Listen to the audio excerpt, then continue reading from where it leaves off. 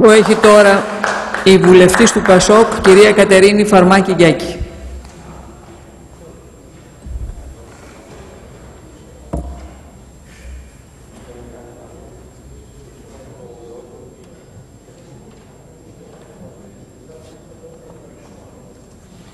Ευχαριστώ πολύ, κύριε Πρόεδρε. Κυρία Πρόεδρε, κύριε Υπουργέ, αγαπητοί συνάδελφοι, εκτιμώ ότι και στην Επιτροπή αλλά και στην Ολομέλεια την προηγούμενη εβδομάδα έγινε μια ουσιαστική συζήτηση για το νομοσχέδιο που περιλαμβάνει και την απλοποίηση της περιβαλλοντικής διαδικασίας αλλά και τη ρύθμιση για τα αυθαίρετα.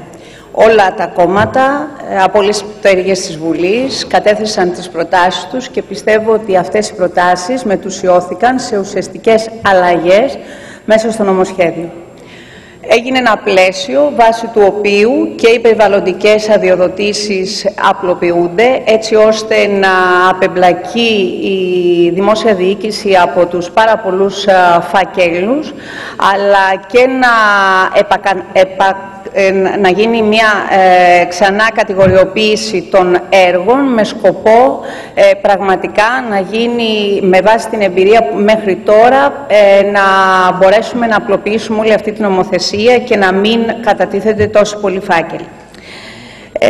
Το ζήτημα βεβαίως έχει επικεντρωθεί στο δεύτερο κεφάλαιο που αφορά τη ρύθμιση των αυθαιρέτων. Εκεί έγινε μια ουσιαστική συζήτηση με σκοπό να περιληφθούν όλα τα ζητήματα που απασχολούν τους πολίτες σε αυτό το νομοσχέδιο και πραγματικά λήφθησαν υπόψη και τα κοινωνικά κριτήρια και οι συντελεστές για τα πρόστιμα μειώθηκαν κατά πολύ έτσι ώστε ο κάθε πολίτης να έχει ένα οικονομικό κίνητρο δίκαιο για να προσέλθει και να ρυθμίσει το αυθαίρετο αυτό. Λήφθησαν υπόψη και εισοδηματικά κριτήρια και τα κριτήρια ακόμα και για την πρώτη κατοικία, αλλά ακόμα και μειώθηκαν οι συντελεστές για τη δεύτερη κατοικία και πραγματικά ήταν πάρα πολύ σοβαρά. Επίσης, λαμβάνονται υπόψη πάρα πολλές υπερβάσεις πολεοδομικών αδειών που πραγματικά έχουν δημιουργήσει ένα τεράστιο φόρτο στις πολεοδομικές υπηρεσίες με αποτέλεσμα αντί οι πολεοδομικές υπηρεσίες πραγματικά να κάνουν μια ουσιώδη δουλειά, να έχουν επικεντρωθεί στις καταγγελίες επί καταγγελιών ακόμα και για πολύ απλές περιπτώσεις. Επειδή ο χρόνος είναι πάρα πολύ λίγος, θα επικεντρωθώ σε μερικά σημεία τα οποία πιστεύω ότι δεν πρέπει να τα κλείσουμε με το παρόν νομοσχέδιο, αλλά θα πρέπει να επανέλθουμε. Κύριε Υπουργέ, θεωρώ ότι οι εξαιρέσεις που έχουμε βάλει στο άρθρο 23 για περιπτώσεις που δεν μπορούν να ρυθμιστούν, δηλαδή αυθαίρετα τα οποία βρίσκονται σε παραδοσιακούς οικισμούς, αλλά και σε ορισμένες περιοχές που προστατεύονται και απαγορεύεται η δόμηση, θα πρέπει να τα δούμε από την αρχή. Και εξηγούμε. Όσο αφορά τους παραδοσιακούς οικισμούς, δεν είναι κράτος δικαίου να αντιμετωπίζονται και να μένουν έξω από τη ρύθμιση τουλάχιστον 800 παραδοσιακοί οικισμοί σε όλη τη χώρα και πάρα πολλά παραδοσιακά τμήματα πόλεων. Εστερεί τη δυνατότητα από περίπου 1,5 εκατομμύριο συμπολίτες να ρυθμίσουν αυθαιρεσίες που εν πάση περιπτώσει μπορούμε με μια διαδικασία είτε Αρχιτεκτονικής Επιτροπής είτε από το Συμβούλιο Χωροταξίας και Περιβάλλοντος του νομού να προσαρμοστεί η αυθαιρεσία αυτή στα στοιχεία εκείνα για τα οποία χαρακτηρίστηκε παραδοσιακός οικισμός. Ένα δεύτερο ζήτημα.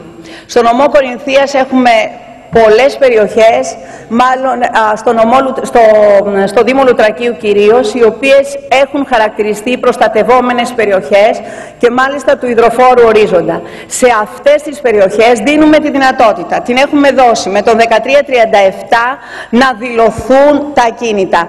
Το διάταγμα της προστατευόμενης περιοχής έγινε το 1985. Επομένως εδώ έχουμε το εξής οξύμορο. Από τη μια μεριά μέχρι το 1985 να μπορούν αυτοί οι άνθρωποι, οι συμπολίτες μας, να ρυθμίσουν τα ακίνητα και να ανασταλεί η κατεδάφιση, και από την άλλη πλευρά έχουμε τους υπόλοιπους, αυτοί οι οποίοι κακώς μεν, αλλά δεν ήταν περισσότερο αυθαίρετοι αυτοί από κάποιους άλλους, οι οποίοι δεν μπορούν να ρυθμίσουν το ακίνητο.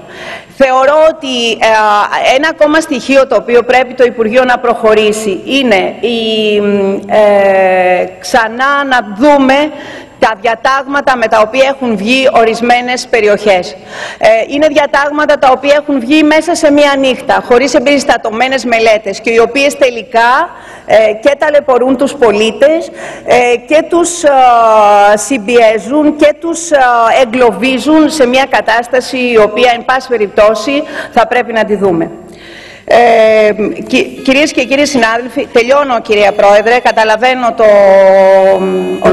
ο διαδρόμος είναι πολύ λίγος. Νομίζω ότι σε αυτό το νομοσχέδιο έγινε μια τεράστια προσπάθεια για να αντιμετωπίσουμε το πολύπλοκο πρόβλημα των αυθαιρέτων με τρόπο δίκαιο και ρεαλιστικό. Τελειώνω. Νομίζω ότι όλες οι μεταρρυθμίσεις τις οποίες εξήγηλε ο Υπουργός και η αλλαγή του ΓΟΚ, όλα πρέπει να γίνουν, γιατί μόνο τότε πιστεύω ότι πραγματικά ο στόχος του Υπουργείου θα επιτευχθεί. Ο στόχος του Υπουργείου είναι πραγματικά να μην ξαναγίνουν αυθαίρετα. Ευχαριστώ και εγώ.